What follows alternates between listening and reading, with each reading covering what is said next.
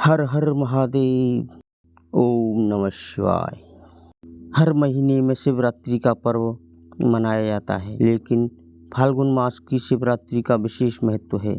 इसे महाशिवरात्रि के नाम से जाना जाता है। इस बार महाशिवरात्रि 8 मार्च को है। इस अवसर पर भगवान शिव और मां पार्वती की पूजा और व्रत करने का विधान है। शायद कई लोगों को इस बात की जानकारी नहीं है, आखिर किस वजह से महाशिवरात्रि का त्यौहार मनाया जाता है। महाशिवरात्रि के त्यौहार पर किस तरह भगवान शिव की पूजा अर्चना करें, आइए हम आपको बताते हैं कि महाशिवरात्रि क्यों मनाई जाती है और महाशिवरात्रि पर भगवान भोलेनाथ की किस तरह से पूजा करनी चाहिए। पौराणिक कथा के अनुसार देवों के देव महादेव और मां पार्वती का विवाह फाल्गुन माह के कृष्ण पक्ष की चतुर्दशी को हुआ था।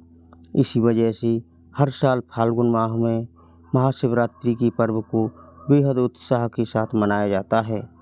इस विशेष अवसर पर शिव भक्त भगवान शिव की बारात निकालते हैं, साथ ही भगवान भोलेनाथ और मां पार्वती की विशेष पूजा अर्चना करते हैं, साथ ही व्रत करते हैं। मान्यता के अनुसार ऐसा करने से साधक को वैवाहिक जीवन से संबंधित सभी परेशानियों से छुटकारा मिलता है, साथ ही दाम्पत्य जीवन में सुख समृद्धि का आगमन होता है। पंचांग के अनुसार फाल्गुन माह के कृष्ण पक्ष की चतुर्दशी तिथि का प्रारंभ 8 मार्च को रात्रि 9:57 से होगा और उसका समापन अगले दिन यानी 9 मार्च को शाम 6:17 पर होगा। ऐसे में 8 मार्च को महाशिवरात्रि का पर्व मनाया जाएगा। भगवान शिव की पूजा में त्रिपुंड का विशेष महत्व है। भगवान शिव की पूजा करने से पहले चंदन या विभूति 3 उंगलियों में लगाकर सिर के बाईं ओर से दाईं ओर की तरफ त्रिपुंड लगाएं। बिना त्रिपुंड लेपन किए शिव का अभिषेक करना बहुत फलदायी नहीं होता है। भगवान का अभिषेक करने के बाद उन्हें भी त्रिपुंड जरूर लगाएं। इससे आरोग्य और प्रसन्नता की प्राप्ति होती है। शिव पुराण में बताया गया है कि दूध, दही, घी, शहद और गंगा जल से अभिषेक करने पर भगवान भोलेनाथ अति प्रसन्न होते हैं। अगर आप इनमें से कोई वस्तु अर्पित नहीं कर पाते हैं तो केवल जल में गंगा जल मिलाकर ही शिव का भक्ति भाव से अभिषेक करें। अभिषेक करते हुए महामृत्युंजय मंत्र का जाप करते रहना चाहिए। शिव जी की पूजा में बेलपत्र के पत्तों का बड़ा ही महत्व है। बेल को साक्षात शिव का स्वरूप बताया गया है।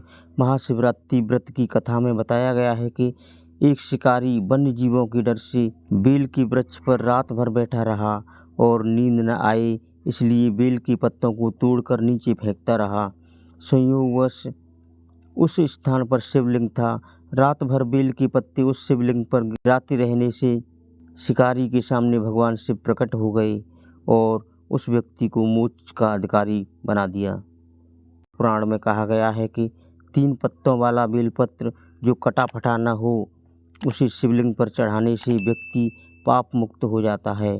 वैसे तो एक बेलपत्र अर्पित करने से ही भोलेनाथ प्रसन्न हो जाते हैं, लेकिन संभव हो तो 11 या 51 बेलपत्र जरूर चढ़ाएं।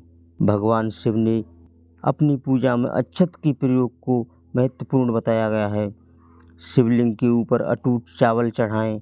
अगर संभव हो तो पीले रंग के वस्त्र में अटूट चावल 1.25 मुट्ठी रखकर शिव जी का अभिषेक करने के बाद शिवलिंग के पास रख दें।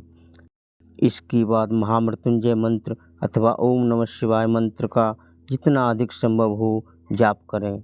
इस विधि से शिवलिंग की पूजा गृहस्थों के लिए शुभ माना गया है और इससे आर्थिक समस्या दूर होती है। शिव जी का जल अभिषेक करने के लिए बहुत से भक्त दूध का प्रयोग करते हैं। अगर आपके पास कच्चा दूध मौजूद हो तभी शिव जी का अभिषेक दूध से करें। उबला हुआ या पैकेट वाला दूध पूजा के प्रयोग में नहीं लाना चाहिए। शिव जी की पूजा में कच्चे दूध का ही प्रयोग करने का नियम बताया गया है। उबले हुए दूध के प्रयोग करने की बजाय ठंडे जल से ही पूजा करना अति उत्तम है। ओम नमः शिवाय।